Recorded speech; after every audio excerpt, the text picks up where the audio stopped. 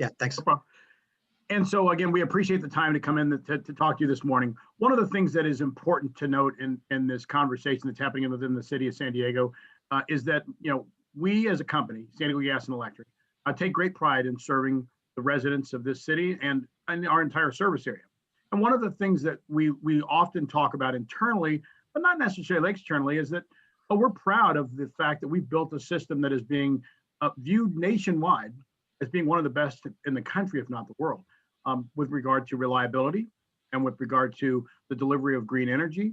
And more importantly, these days, with regard to our impact on the environment, both from a renewable standpoint, but also from our fire mitigation efforts, because as you all know, the past 3 or 4 years for California have been really, really troubling because of the number of fires.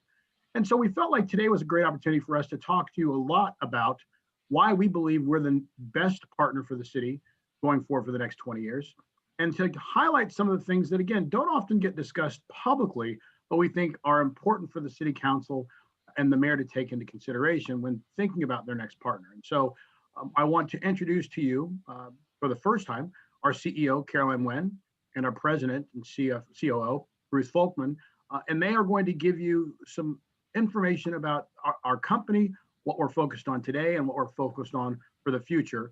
And then we'll be able to open to answer questions. So with that, Caroline. Thank you, Mitch, and good morning, everyone. And it's great to see those who I know and nice to meet those who I don't know. Thanks for the opportunity to talk to all of you. As Mitch said, my name is Caroline Winn. I stepped into the CEO role about 6 months ago. However, I'm not new to the company in that I started at SDG&E as a junior engineer over 30 years ago.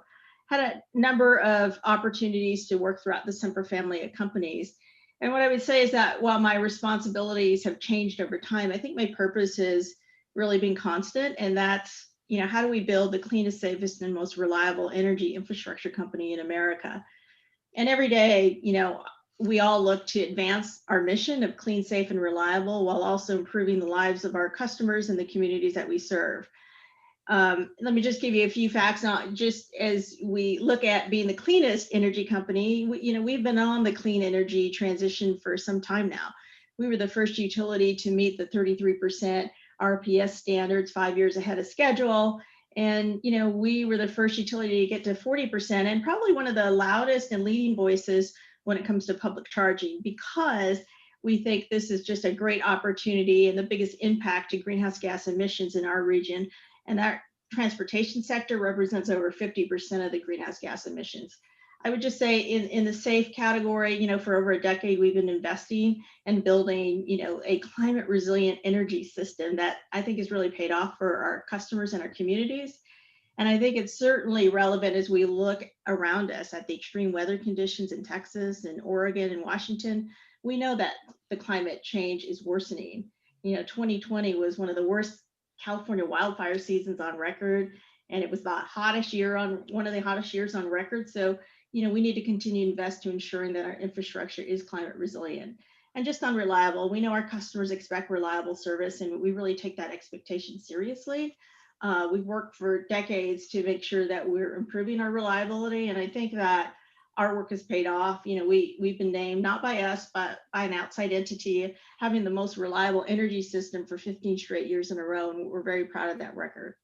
And I would just say, joining me in our purpose and our mission are 4,500 employees at SDG&E that, are highly trained, they're diverse, they're dedicated, as well as our local contractors and vendors that really share, our desire to build a sustainable future.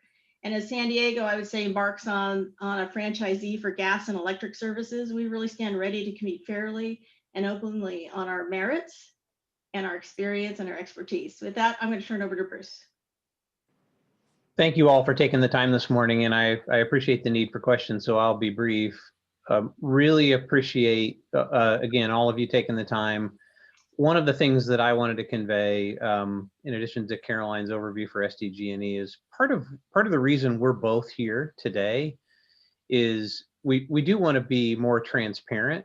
We recognize that the company is not perfect. I think there's a lot of constituencies we serve, our regulators, obviously our customers, the city of San Diego. We are concerned about all of them and balancing those interests, but part of what we think is the key to success is a common understanding of what issues are most important to all of our constituents and helping to meet those obligations as we continue to want to innovate and to be the utility of the future that we think our customers expect and deserve. So maybe with that, we'll just go to your questions. I think we'll touch on lots of issues in this discussion, and we're looking forward to it. Matt, as we open up for questions, I want to make one ending comment on behalf of Caroline and Bruce. You know, what I often tell the mayor and the city council is that we take great pride in serving the city. And it's not just about the electrons that we deliver on the wires. It's not about the gas that we deliver through the pipes. It's also about what we do in the community.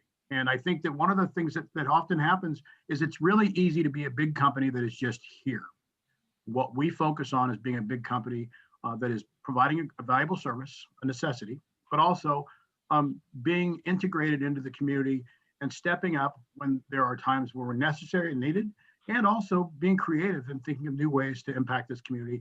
And we do that through the efforts of the thousands of employees that we have. And so I know most of you probably see our folks out and about, and that's when we take great pride in, and we think that is something that will be important to the mayor and the city council. So with that, we'll open it up for questions. Great, thank you, and thanks again. And we do have some questions kind of the moment about Texas and climate that we'll get to. But I do think we want to start with the franchise agreement, since that's front of mind for the city.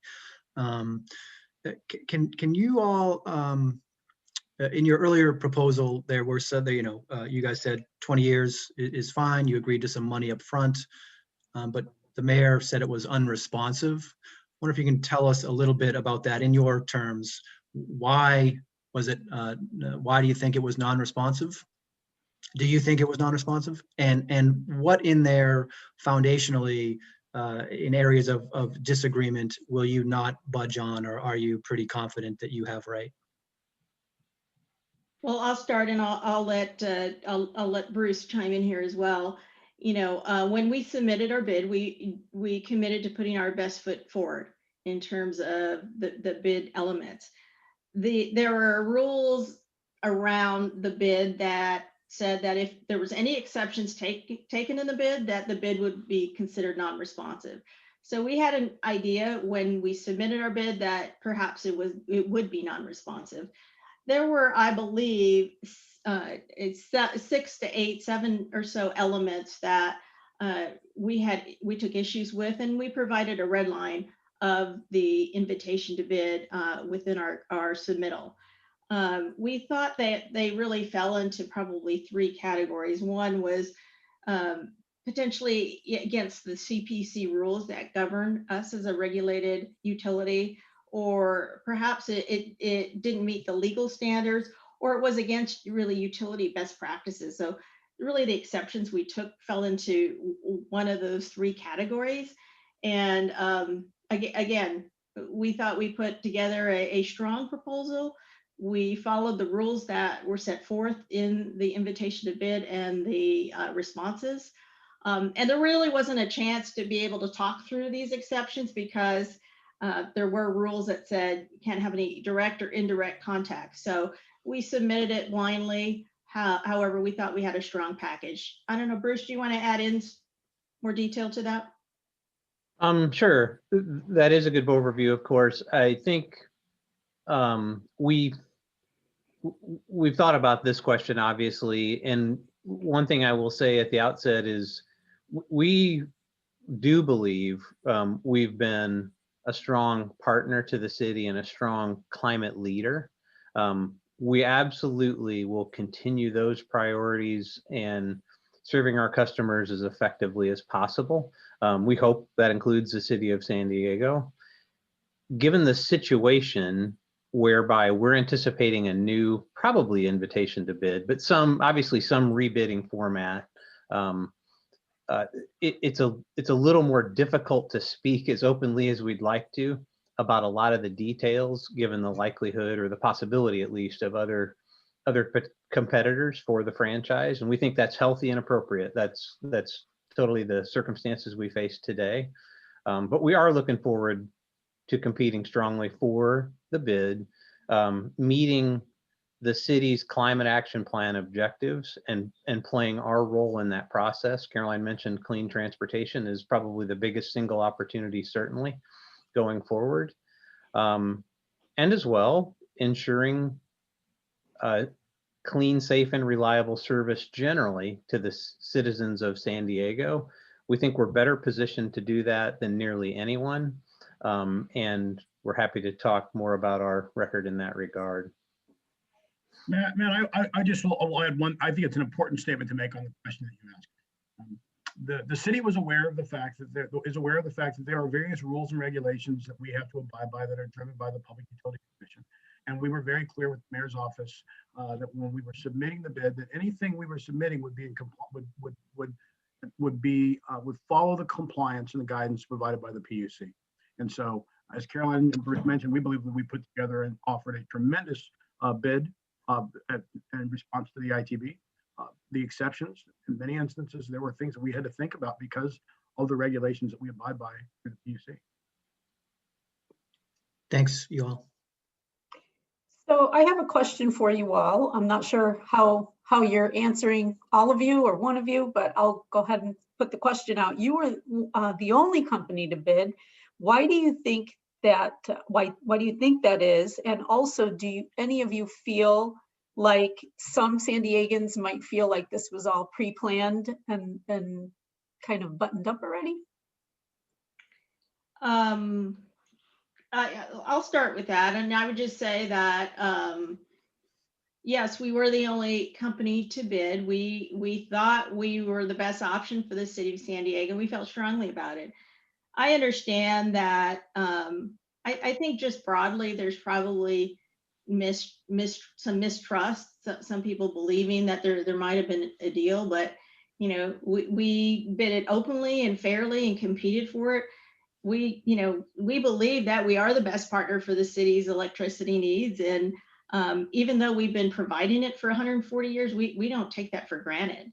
And so I would just say that at SDG&E, we've really been at the forefront of transformation for many years now. And we have pursuits of new initiatives around new technology, our weather data, our belief in climate change. So we did put our best foot forward, and I just believe broadly, potentially there are communities or customers or stakeholders that could have some mistrust in the process.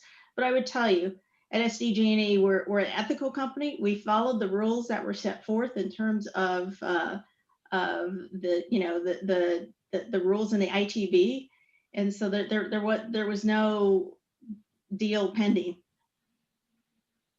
Laura, I will respond. I'll add on to something Caroline said. I think you asked the question about why do we think there weren't many bidders.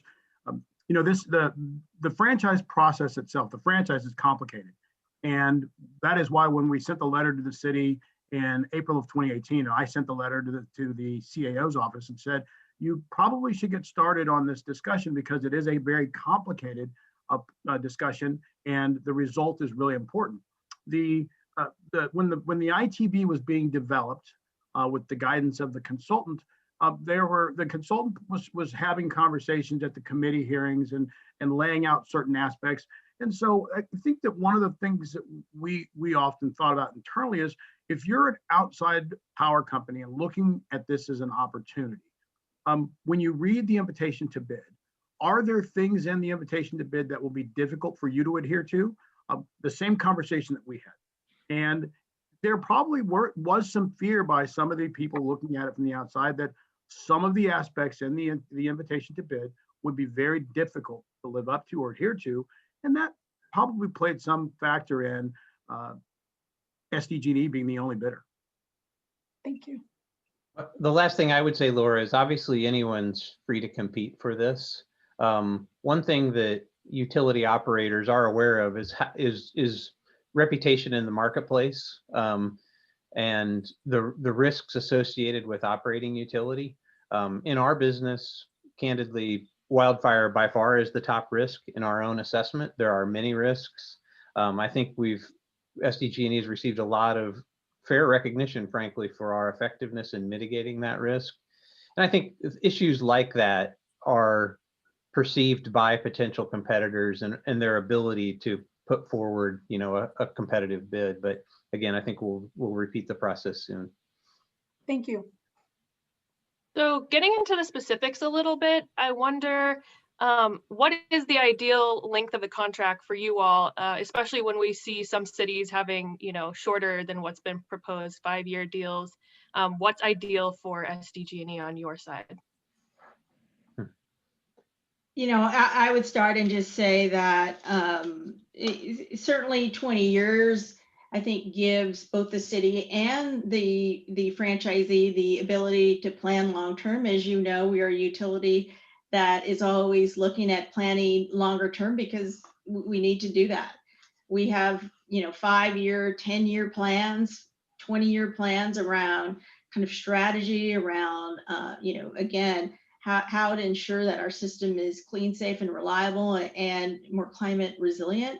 So we, if you look at our planning horizon, we think 20 years is a fair amount of time for us to really be able to partner with the city to make sure that we're being the best partner that we can to build a relationship. And listen, we know that, I think Bruce mentioned, we're not a perfect company, but we realize that we need to do better when it comes to partnering with our cities and make sure that, I've been very open to have more frequent meetings with city council, with mayor about SDG&E and the health of SDG&E. We're a big company, and lots can happen in a big company, and it's my job to make sure that we're staying on track and that we're able to meet the needs of the city. So I would say that 20 years is a good amount of time. Honestly, there are some of the 250, I believe, franchises that we have between both the California utilities. There's various lengths of time. I don't know if Bruce or Mitch want to add on to that. Yeah, thanks for the question, Abby. Just one quick comment. The benefit of, say, a 20-year arrangement versus 5 or something shorter. One thing I would start with is by saying the majority of franchise agreements are perpetual, so they don't generally go through this renewal cycle. Some of the advantages of stability aren't just on our planning. It's also an advantage for the city's planning. To have $130 million a year that flows to the city in a relatively reliable way, to have an undergrounding program that is stable and you can lay out a plan for communities to understand, I think has advantages for the city, SDG&E, and the customers of both. Good morning. I noticed several of you mentioned clean, safe, and reliable as something you guys are aiming for, but I'm wondering about community choice aggregation and how that fits into this picture. You've already said SDG&E has already said it is kind of on board with the municipal plans to do this. And I'm wondering if you truly believe that the city and its partner cities can compete, and can they do so in such a way that they provide a affordable or comparable product? Thank you for the question, Andrew. We absolutely support the San Diego Community Power and the 5 cities that are part of San Diego Community Power, and we want them to be successful, and we're actually lending our expertise to them to be successful. And what I would tell you is that at a senior level, at my level, at Bruce's level, we meet with them regularly, and we started doing that a few months ago because it became apparent to us that we were talking past each other, and we came together as kind of the leadership team, and we said, hey, we're not always going to agree with each other, but let's have an open and transparent relationship moving forward. So I feel that we're on the right track in terms of having that relationship, having the ability to pick up the phone or call, or if there's a question about a filing or a question about a position that we've taken. But I would tell you that with the other cities and counties also wanting to have their own choice in terms of the commodity of electricity and how much renewable energy and how quickly, you're seeing more of that. We actually looked within our own service territory and believe that, 85% or so of the cities and counties by 2023 could be going to community choice energy or CCAs. So we're very supportive of this. We're supportive of them being successful, and we're going to help them be successful. But again, to level set, this electric generation piece, this commodity piece, is a fraction of the greenhouse gas emission. And I would just say one of the ways that we can help most is we really believe in electrifying transportation. And I would tell you that our most recent project to install over 3,000 charging stations, over 30% of those went to disadvantaged communities. So we think this is a huge opportunity. But needless to say, we're very supportive of community choice aggregation, and we want them to be successful. We're working directly with them. Mayor Gloria rejected your offer because he said you sought unacceptable concessions. Were these concessions, what were they? Were they really concessions, or were they, as you said earlier, requirements under state law or PUC rules? And are they any different than under the existing 50-year contract? Again, I think when you're talking about the concessions, you're talking about the exceptions that we took. And yeah, I would say that there really were some concerns that we had that we couldn't sign on to that contract because of the elements that I pointed out with you earlier. But were those in the previous 50-year contract? They were not. No, they were not in They were not. They were in the 50-year agreement that we had before. I think for a lot of customers, their biggest concern is the rates that we pay. Of course, SDG&E is higher than the national average, and also in the state. I mean, what stands in the way of bringing rates down for ratepayers? Thanks, Christy. We share our concern about rates increasing and the pressure on rates from multiple policy mandates and the impact that higher utility bills have on working families really struggling to pay the already high cost of living. I would say there's really two main reasons for rates that are increasing. The first, is our early investment to build that climate resilient grid that we've been talking about. We realized early on, over a decade ago, that our grid was not built for these extreme weather conditions that our region was facing with these hurricane force winds. We built our system originally for 55 miles an hour, but we quickly realized after we put all of our weather station and networks out there that we were seeing winds in excess, of 80 miles per hour, in some cases over 100 miles per hour. So what I would tell you is that, we've been making decisions since then. There really wasn't a roadmap as to how to rebuild the system to meet these extreme weather conditions. And, the climate discussion 10 years ago, over 10 years ago, really wasn't nearly what it is today. So we made a conscious decision early on to invest in a meteorology team and sophisticated weather, network mountaintop cameras that can spot smoke and fires. And I think these high-tech tools have really paid off, providing, our region with the type of insight and situational awareness that we never had before, really. And the technology is really taking us to a new level. And, I think it's important that understanding what's going to happen before it happens. We didn't have that kind of visibility in 2003 or 2007. And the reason rates are increased because we have, invested, several billions of dollars to climate proof our grid. Today, we're building to 85 mile an hour, a minimum of 85 mile an hour, and in some areas, 111 miles per hour. And I believe that our customers and our communities have really benefited from that investment. I would say the second reason our rates have increased is because in our region, we have a very high adoption of energy efficiency. And, some of that has to do with the high rates of solar adoptions, and it's led to residential costs being shifted from customers who have solar to customers who don't have solar. And I think the results of these growing electric rates have really been offset by some of these solar customers, this net energy metering customers. And, disproportionately, I think homeowners in higher income areas have those solar rooftops.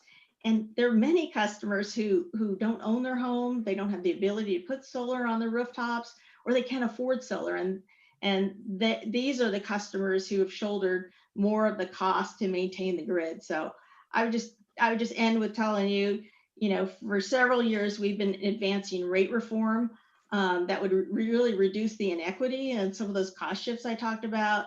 The commission implemented something called a high usage charge that, we repeatedly called to eliminate that high usage charge because it punishes customers with a substantial penalty if they go over a certain percentage of their baseline amount. And, it wasn't fair or equitable. So we've been really talking to the commission. And the great news is now there's a proposed decision in front of the commission to eliminate that. We've advocated for the elimination of seasonality, where electricity is more expensive during the summer than it is the winter months. And so there's a proposed decision remaining on that. So we've really been about, how do we get rate reform for all customers?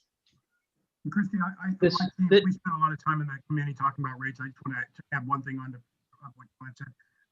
We made this commitment to Rob probably 3 years ago in an article where we said we were going to try and do everything we could to reduce rates.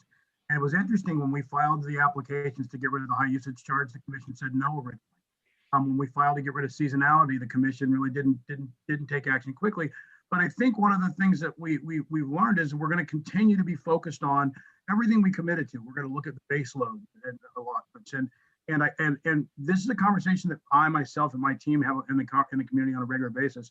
What are we doing? And I think what you heard Caroline say is we made that commitment 3 years ago. We've remained committed to it, and the commission seemingly is coming around, as she just said, on the high usage charge that is finally is being addressed. We're waiting on seasonality and some of the other aspects, but we are excited about this. And one important note, in 2013, we were one of the leading voices asking the legislature to reform rates. There was a bill that was passed in AB 327 and signed into law by Governor Brown. And to date, most of the components in that law have not been implemented yet. We believe that when that law is fully implemented, along with getting rid of the high usage charge and seasonality changes, we think that'll make a major difference in this region. And it's interesting on the seasonality discussion because we're asking to be treated the same way Edison and PG&E are on seasonality. So those are examples. When we tell people those things, they see that, okay, you really are trying. And I think that's important. Well, if a lot of these, rate increases are based on improving infrastructure, do you think there's an end to improving the infrastructure, or is this just going to be an ongoing cost? Maybe I'll speak to this a little bit, Christy. It is very important to have a high quality infrastructure. And as Caroline mentioned, where we've spent the most time probably is around wildfire and mitigating that risk. Part of our challenge that we talk about almost daily is how much could climate continue to change? Does it change our perspective on what the priority needs to be? So we have quite a good process with the Utilities Commission on what we call risk spend efficiency and how our risks are mitigated by our investments. So that is a valuable process in terms of informing where it makes sense to invest.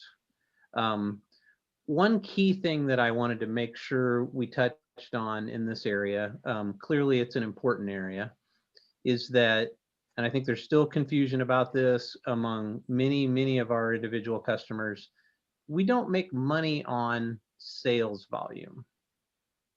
So selling more or less electricity or natural gas is not a priority for us.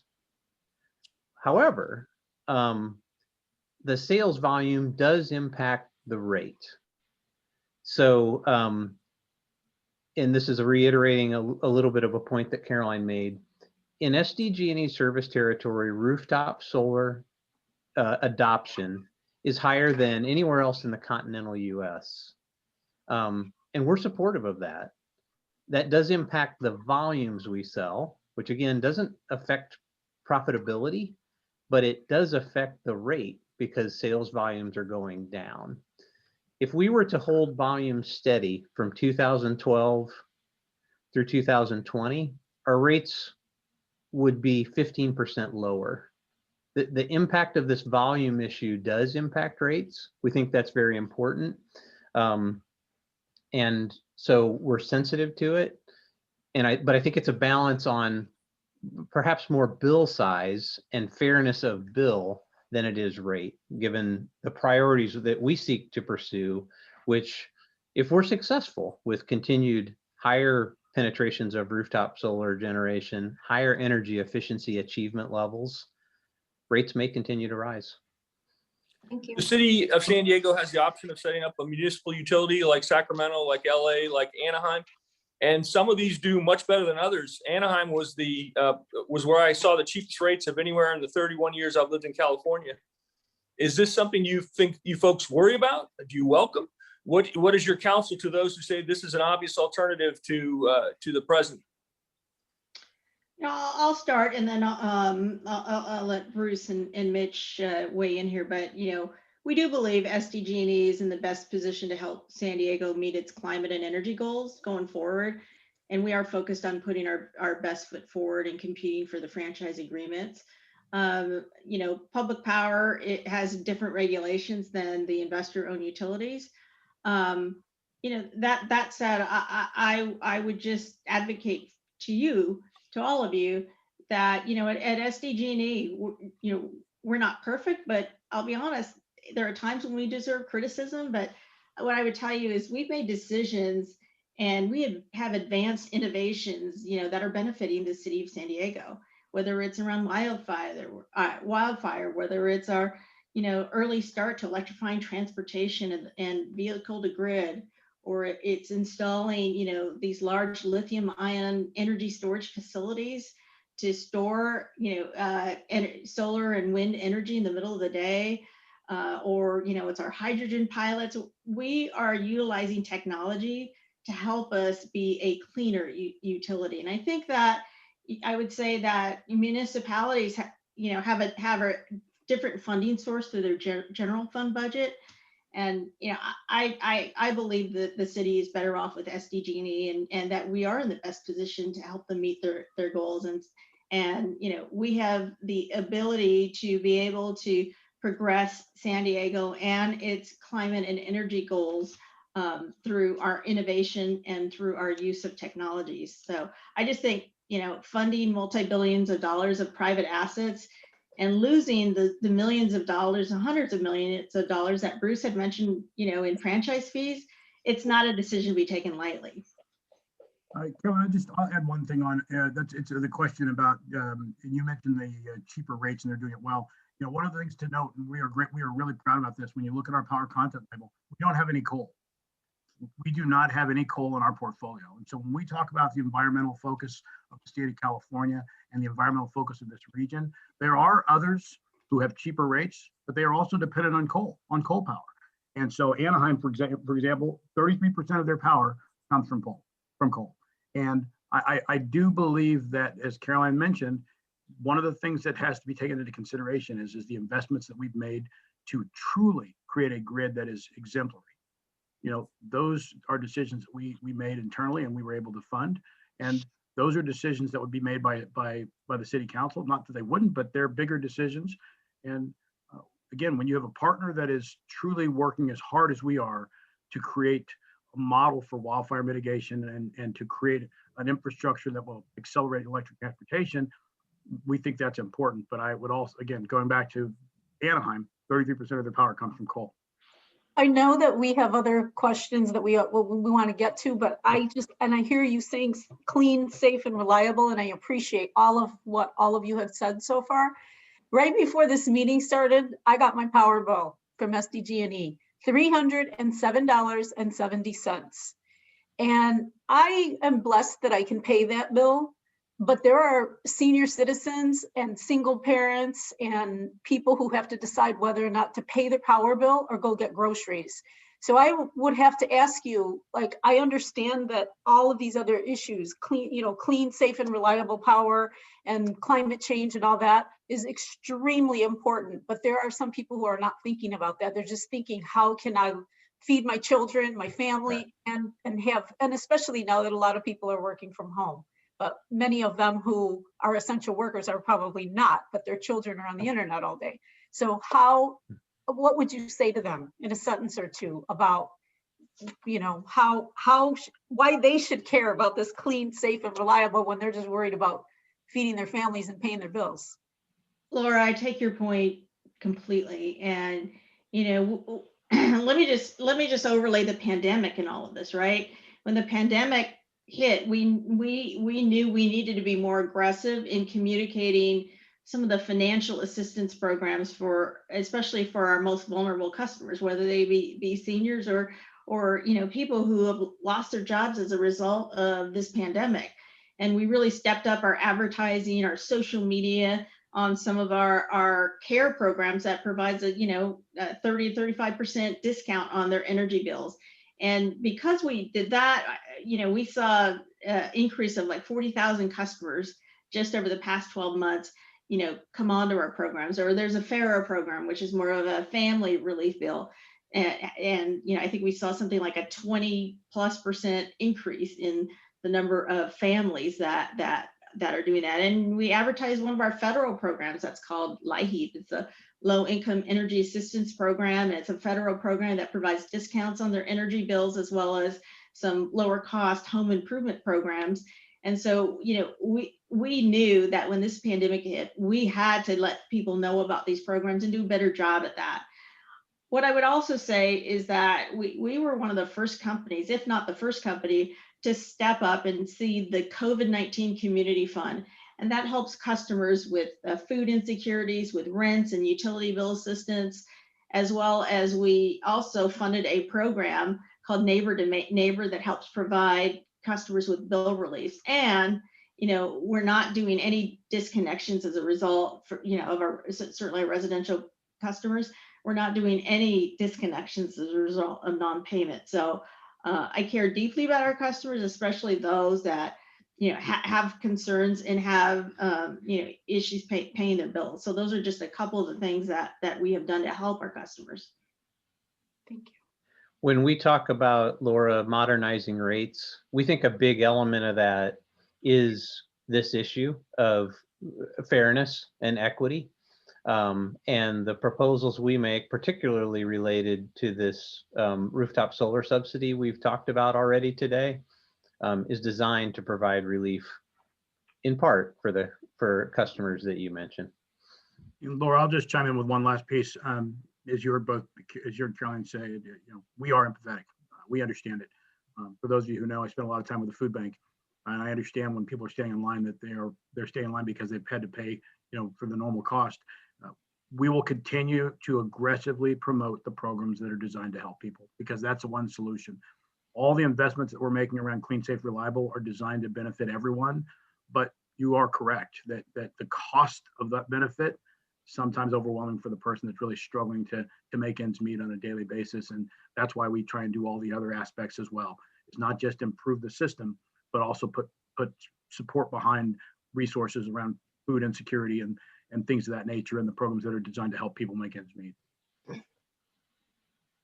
Folks, I got two quick questions and one big one, if you don't mind.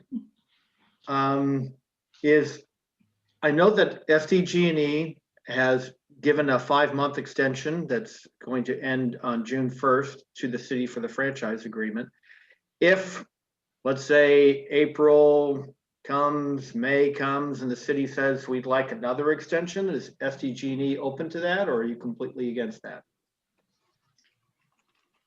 Rob, you know, I would tell you that we're really confident in the mayor's ability to complete the process within his outlined schedule. So I don't know that it's productive to comment on, you know, hypotheticals, but okay. You know, what I would say, it appears that the mayor's on schedule with what he's laid out.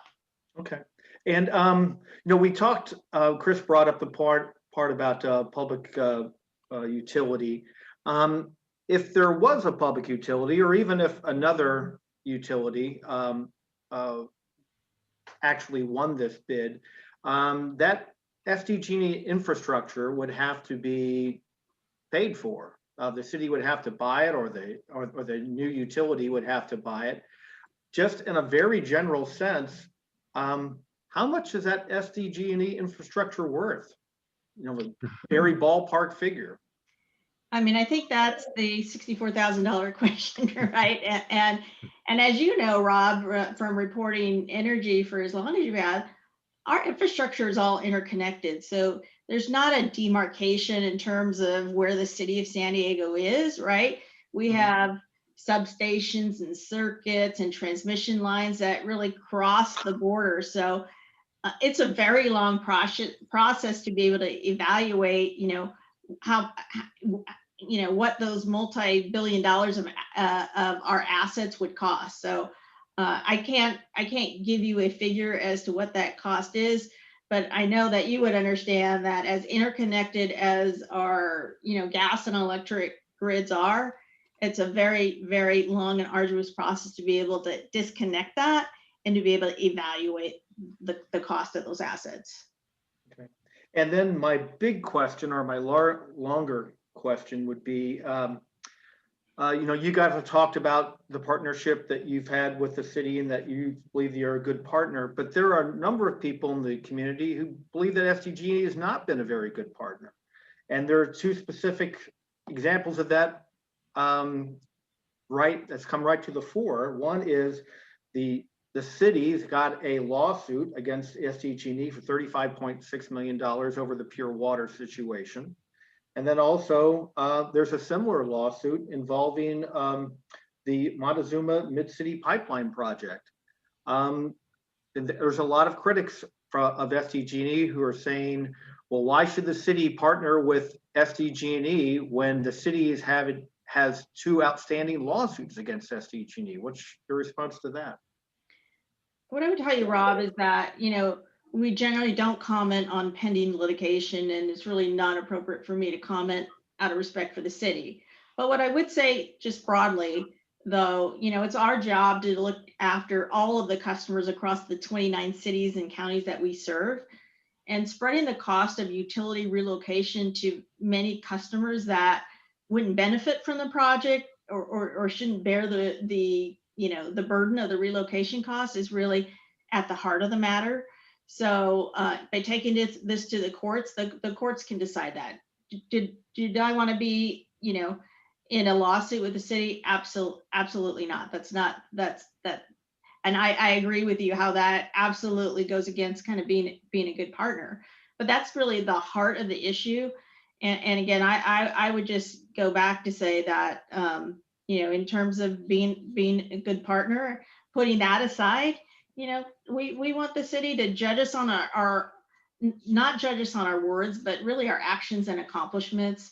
And I think I've talked about some of those accomplishments that we've done. And we are a company that listens and cares deeply about, you know, our customers and the communities that we serve. And we're committed to being a good partner to the city of San Diego. Bruce or Mitch, I don't know if you want to add anything to that. Our statement to the city, Rob, on You're a little garbled, Mitch. Our statement to the city as it relates to the pure water situation is that whatever is decided by the courts, we will abide by. And we firmly believe, I was asked by a city manager and another, one of the other city managers, the question was, Mitch, why should I pay for a project which I'm going to get no benefit from? And I said, I can't give you an answer that says that you should, but again, if the courts decide that you should, then that's what we're going to have to do. And we have been very clear with the city from the very beginning of this discussion that we have 7 cities in South Orange County that would ask the same question. Why should they pay for any part of a project that they're getting no benefit from? And this is a situation where the courts need to make a decision about how these situations should be handled, because it will have ramifications for the entire state as it relates to projects of this nature and the utility relocations. Another aspect of infrastructure I hope we could touch on a little bit is the undergrounding. I don't entirely understand how it works, so maybe you can explain how much money is in the fund that pays for the undergrounding that people have already paid into. How solid is that money, and where's the progress? I've got a lot of letter writers complaining that I was told my street would be done in 2017. We left our gate unlocked so people could come in and check our meter. And here it is, years later and nothing's been done yet. So what is the status of that program? Well, maybe I'll start and I'll let Mitch and Bruce talk about more of the details, but essentially we collect money from bills and it goes into undergrounding surcharge, if you will. We don't make the decision on what gets underground. It's really the city's decision to make that. And listen, it's a wildly popular program and customers in the community love the aesthetic benefits and they let alone the reliability benefits. And we've been working with the city to streamline processes and the cost, and we've made a lot of progress, I think, over the past few months. And just to kind of level set, we have over 60% of our system broadly is underground, and just within the city of San Diego, it's 74%. So we are a leader in the country with our underground amount, but maybe Mitch or Bruce can talk about the balances and how that, in a little further on how that gets. Yeah, Bruce, I'll just tell you, we try and keep 1 year's worth of undergrounding projects in the fund. That is a requirement by the city. So they keep 1 year's worth of work in the fund. The fund, as Carolyn mentioned, it comes through the surcharge on the bill, and so I would say that currently I've been in discussions with the city about how this will move forward. There was a lot of focus and hope when the program was created in 2001 that would truly expedite the undergrounding. So again, 74% of the city is underground today. Those who are not are wondering, when am I going to be up? And I often receive the phone calls from people who will say, hey, I heard a rumor that my street's going to be done in 2067.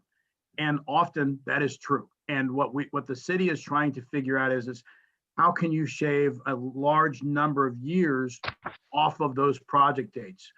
And we as a partner are trying to work with them to do that. We don't make any money on this program. This is truly an example of us partnering with the city to try and bring a benefit to those communities that still have above ground lines. And as Caroline mentioned, people can't wait for their aesthetic, their view line to change when those lines are underground. Just want to make sure I understood part of your question, Andrew. You were asking about the fund itself and the health of it. Just to be clear, I don't know if this is ambiguous or not. There is a surcharge that's collected from the people of San Diego through our bill. Those funds are remitted to the city. The city holds them and identifies them for this program.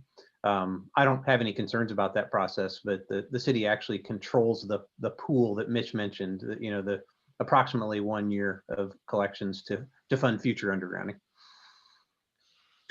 Let me follow up on Rob's question about being good partners with the city and kind of walk you through a couple quick suggestions that came up at council last time this was around. I know, Caroline, you talked, and Bruce too, on the merits of a 20-year plan, but one of the ideas that came out of the last meeting was Georgette Gomez's suggestion of a 10-year deal with a 10-year option.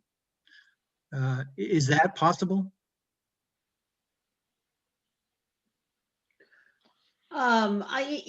Listen, I think that we will see what the terms of the next invitation to bid is, but the city at any time has the opportunity to look into other alternatives. So again, when we talked about, I think one of the earlier questions is what is the ideal time frame.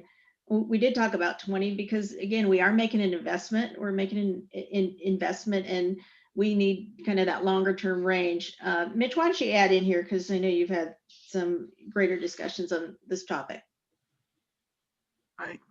What we have said, Matt, is that we are open to a conversation about, agreements that are 10 years or more with options, but a lot, as what Caroline mentioned early on, is the investments. It is hard to make the planning aspects work if you lack certainty. And I will give you a great example of this, and what I've told the city often is if we're looking at doing projects that are technology advancements, battery storage, energy storage. If we're looking at doing things that are the technologies of the future that are ready to be implemented now, you have to have certainty around the length of that contract and when you can put those projects in. And so, we're looking for the most stability, and we've been very clear with the city about that.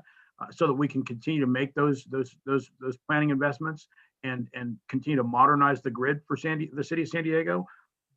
If indeed the city were to go in the direction of saying we'd like a 10-year contract with some options for extra years, they will do that knowing, I fully believe the mayor will do that, and knowing that it does impact, some of the things that we have discussed previously. And if that's the decision, then so be it. Again, we want to be the best partner we can. We think being the best partner means that you're bringing innovations as quickly as possible to run the city. Thank you for that. Another idea that came up from Monica Montgomery was boosting the 80 million, the 62 million minimum bid to 310 million, which sounds in a vacuum like a pretty big astronomical increase. But when you think that the consultants' calculations of the franchises being worth about 6.4 billion over 20 years, 310 million still sounds like a fraction of that. Thoughts on, I don't ask you to get into negotiations here, obviously you won't, but I think with the response by the response by the consultant to that question was that that he cautioned against that number. For those who were listening, he said that you will dissuade others from even considering bidding if you start to move a number in that direction from an upfront bid. And I think the consultant was basing that on the harsh reality that upfront bids are not a common practice with franchise negotiations across the country. And the consultant was advising against it because for that reason, we believe, is that you look across the country when big utilities are negotiating their franchise agreements, they're even the conversation we're having here in the city of San Diego isn't a normal or common practice. And you will not find another utility that has paid an upfront fee of this nature to a city for a franchise agreement. And so I was listening when Councilwoman Montgomery made that comment. I thought that the consultant's response was appropriate, and what people will say about the value of the franchise is it's fine to bring the value of the franchise up, but I do believe that what we've advised the city is that we want to be a good partner, and there are things that we may be uncomfortable with. We're going to evaluate all of them, but if you look at the fact that we were the only bidder the last time, there's a question that some people are asking: was the upfront fee one of those factors? We don't know the answer to that, but that's something that everybody has to ask. Thanks, Mitch. And then the last item I want to bring up in this kind of menu is Vivian Moreno's request for a climate equity fund that SDG&E fund. We've talked a lot about equity on this call. What are your thoughts on that idea? Okay. Yeah, I'm take that. What I would tell you, Matt, is our goal is to provide excellent service to all of our customers, and I think all customers deserve to receive that same level of service. And so, we support the mayor and the city council in creating a climate equity fund, and I think it's fantastic that if they decide the proceeds of the franchise agreement can seed this fund. I applaud Councilmember Moreno. She's got great passion to ensure that disadvantaged communities have the same resources to be able to adapt to climate change as well as any other zip code. So, but let me say, we think of equity even broader than that, right? When we think of equity, we not only think about fairness across all our customers, which is very important, but we also think about, how can we give more Black-owned businesses an opportunity to be one of our suppliers, or LGBTQ or veteran-owned businesses, right? We're proud of our strong partnerships with diverse businesses. In fact, over 41% of the spend on goods and services last year went to diverse businesses, and that was well over $800 million. And when we think of equity, we think of our employee base, right? About half of our employees are people of color, but we want to recruit more. We want to partner with the Black Chamber of Commerce and really make sure that our SDG&E employee base represents the communities that we serve. And I think that when I think about just some of the work we've done with suppliers, the community really benefits from the investments that we're making, and not only just by job creation, but also by the local suppliers that our friends and families and neighbors. Man, I'll add one thing. I thought that the report that went to the city council last week that talked about the unpaved streets and alleys and roads, it somewhat broke my heart, because it's a discussion that's been happening in the community for years. And you saw it in the chart that D4 and D8 have 12 miles and 10 miles respectively on unpaved roads and alleys.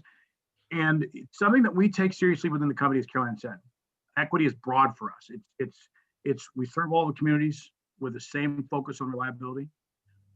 And I think one of the things that we're probably proudest of, and Caroline and Bruce and prior to this, Scott Drury, we always said, how can we make a difference? When you talk about electrifying transportation, we were the company that went to Sacramento and said, you should allow us to put charging in at schools. And the reason why we selected that bill was because we knew that schools were in every neighborhood. And that's the fastest and easiest way to get charging into all neighborhoods. When we talked about the fact that how do you bring certain technologies, we put in all of our filings and applications this lens that says, can we bring this to the communities that are going without, the underserved communities or communities of concern? And so equity for us is not just about the service we provide, it's the things that we're creating with the diverse business owners and the initiatives that we're launching in Sacramento and at the commission, with this lens on trying to create this equality amongst all the communities that we serve and all the cities that we serve. Thank you. We all see what's going on in Texas right now. It's really sad. And here in San Diego, we probably are not going to worry too much about bursting pipes, but we are going to worry about wildfires. And some of you touched on this already, but what lessons can be learned from what's happening there so people here don't ever have to face emergencies like that? Laura, I'll start that. And because I truly believe that our mission is to really create this climate resilient system. And I think that, one thing that could be a lesson is just energy diversification, right? When the electricity went off, there were people that still had natural gas, right? To keep their homes warm, right? So I think diversification is going to be important, but I think broadly, the planning is going to be important. We need all participants, whether you're the market participants, whether you're utilities, to be planned for these types of disasters, because as I mentioned earlier, I truly believe the climate is changing. It is getting worse. It's not staying the same, it's getting worse. So as utilities, we need to be thinking about, what's going to happen next year or in 5 years or in 10 years. And what happens if the electricity grid goes down, or what happens if the natural gas grid goes down, and the intersection of the two are really important. And that's one of the reasons, we're investing in technologies to decarbonize the pipe as well, because it's an important diversification factor. So I think planning criteria is going to become a lesson, just as it was a lesson of our August, blackouts in California, right? What are the planning criteria? How much power are we buying out of state, and is it guaranteed? And, what are those guarantees, especially around some of these extreme weather conditions? And I really believe it is disheartening to see what's going on in Texas. And I feel for the customers and the community, because they're not only facing disaster with not having power for 5 or 6 days, but all the bursting water pipes, and they don't have water. It's heartbreaking. It breaks my heart. So, we need to, as an industry, really look at the planning criteria and the criteria to diversify your energy sources, so that you're not depending on just one source. And I think, California has learned its deregulation lessons, right, during the energy crisis that we had. And it's important that what stays in California just doesn't stay in California. These are lessons learned. Whatever happens in Texas, those are lessons learned for us. What happened here last August needs to be a lesson for Texas, and so forth. So I think the planning criteria is another important piece of that. Now, Mitch or Bruce, do you want to add on to that? I'll just add on that. Bruce and Caroline actually, as Caroline just mentioned, talked about the planning aspects of what you learn. Caroline gave me permission to become creative out of this discussion. And I spent this weekend talking to some members in Sacramento about the water issue in Texas is a lesson that we should all learn in California. We've been through wildfires where the circuits are de-energized and the water agencies struggle. Some people thought that we were crazy, and when we were saying in Sacramento that we should be allowed to work with every one of our water agencies to make sure that they have backup duration power during grid outages. Because we all know that when you don't move water, you're at risk for bacteria. When you're at risk for bacteria, you're at risk for your customers getting sick. And I think Texas is realizing now that they need to have a better backup system for their water system. This is an opportunity for us in California, is to be able to work with our water agencies and use new technologies like battery storage, energy storage, fuel cells, so that no matter what happens on the grid, doesn't matter where you are in California, you can still move water and serve customers. And we have some rural water agencies in our service area. When you go up near Julian, we've been in conversation with them about trying to solidify their system. But the Texas situation is a great example. We still have some things that we need to do here in San Diego County and in the state of California. But that's part of what we do as a utility, is we look at everything for the lessons learned of what we can implement. I've got a quick follow-up. We're experiencing our own emergency, obviously, and you said people aren't having their power shut off. What percentage of our population is facing that? You must have numbers on it. What percentage of the population is getting deferments on their bills, or just simply not paying their bills during this pandemic? Bruce, you want to take that one? Yeah, I don't know if I would classify it as a percentage, maybe, Andrew. What I would say is we haven't disconnected any residential or small business customer, or any other customer for that matter, since the pandemic started. I think there's somewhere in the range of about 160,000 customers that are struggling to pay their bill, some level of past due. That's probably the group out of our approximately 1.5 million. And does that have a significant impact on your finances, or is it something that's easily absorbed? It's obviously something we paid a lot of attention to. We are financing it on their behalf. I am looking forward to, fully support rapid dissemination of vaccines, to get beyond the pandemic. The need to get everyone, fully back to work is just enormous. And it's not equal. It hasn't affected our customers in any equal way, as everyone on this call knows.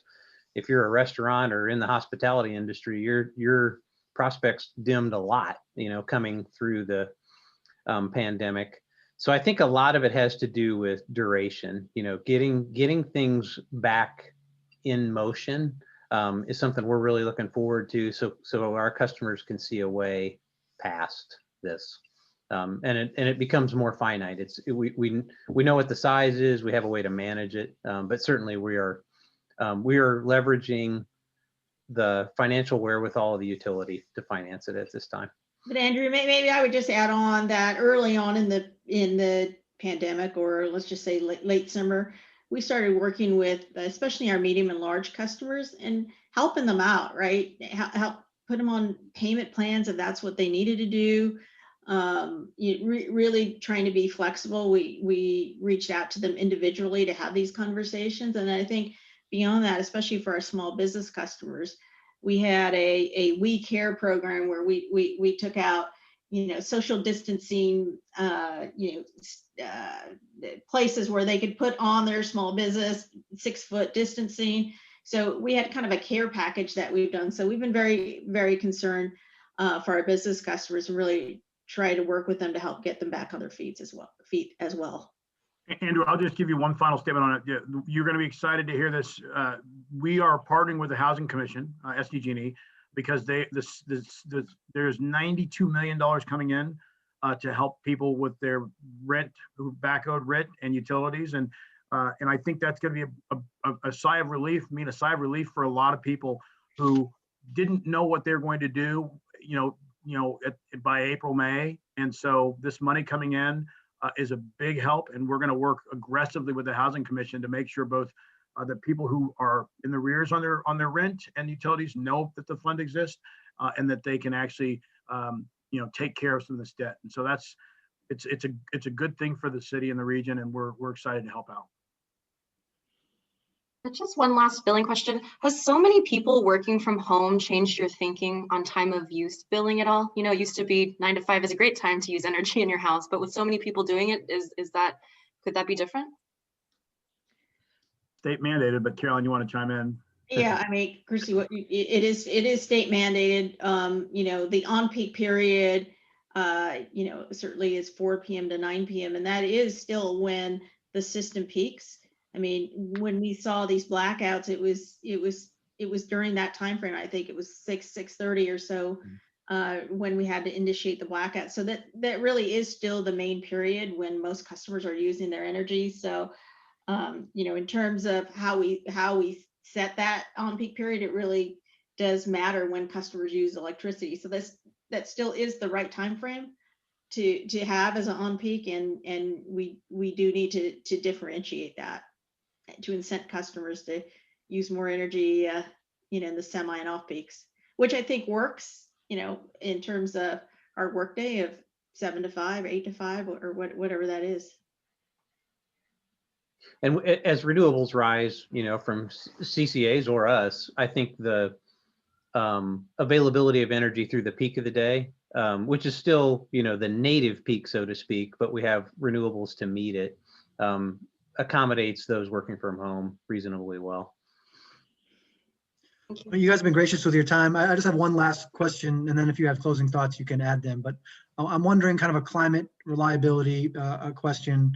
Obviously, the G in your name stands for gas, but you see Seattle and a lot of other cities moving away from natural gas. Does that affect your 20-year hoped for window here, the uncertainty of that? And San Diego with a progressive council that may only get more progressive as the years continue? Yeah, what I would say is I'll go back to, I think my answer to Laura's question, that's around energy diversification. But, what I would tell you is that, this has to be a delicate balancing act, right? I mean, I think that we have a grid, a gas and electric grid that we've all invested in. It deserves optimization. And when you think about the natural gas infrastructure, I think it can be leveraged for carbon-free and low-carbon resources like hydrogen. I know, Rob, you just did an article on that with, our group president, and there's really a whole host of innovation that's happening in the natural gas space. So I think banning natural gas today is something that, needs very broad review with labor, with businesses and communities of concern, really having a seat at the table, because there's an affordability piece that goes along with that too. Thanks. Any other last questions by the board before we kick it back to these guys for any closing thoughts? Seeing none, why don't you guys see? I appreciate your time. Any closing thoughts you have, please share. I would just say we appreciate the opportunity to get to talk with all of you, and in some cases meet some of you. Your questions were very thorough and wide-ranging, and we appreciate that. And like I said, Bruce and I are new to our roles, and we look forward to continuing to work with all of you and work with the City of San Diego, as we continue partnering, and hope that we're the successful bidder as next franchisee. So thank you for the opportunity to talk with you today. Really appreciate it. Thank you, Caroline. Thank you for your time as well. My parting shot will be one thing we've kind of leveraged in most of the topics we've talked about, but SDG&E can be counted on to continue to deliver innovative solutions. So we are making a lot of investments even now in things that I think some see as buzzwords, artificial intelligence or robotics process automation. We're using those tools, for example, to evaluate drone photography for risks in our system. I think we'll see a future where, our cost control becomes even better because of the way we're leveraging technology. One of the first things we did with wildfire, more than 10 years ago now, was put weather stations in our service territory. And that continues to be the backbone of our innovation. Having that data helps us to measure things like the impact of climate change. How are we seeing, changes in peaks of wind speed or troughs of humidity, and where is it? Very important to how we've deployed investment. So just wanted to touch on the innovations dimension of our business, because it is a fundamental part of future success, cost control, rate control that we talked about earlier. It's probably our highest strategic investment generally is around the leveraging of technology to improve our business. And we think our economy of scale and our ability to bring that forward in a way that's better than our typical peer, and candidly, maybe even better than the city of San Diego. We're looking forward to, bringing those solutions for our customers. Thanks, Bruce.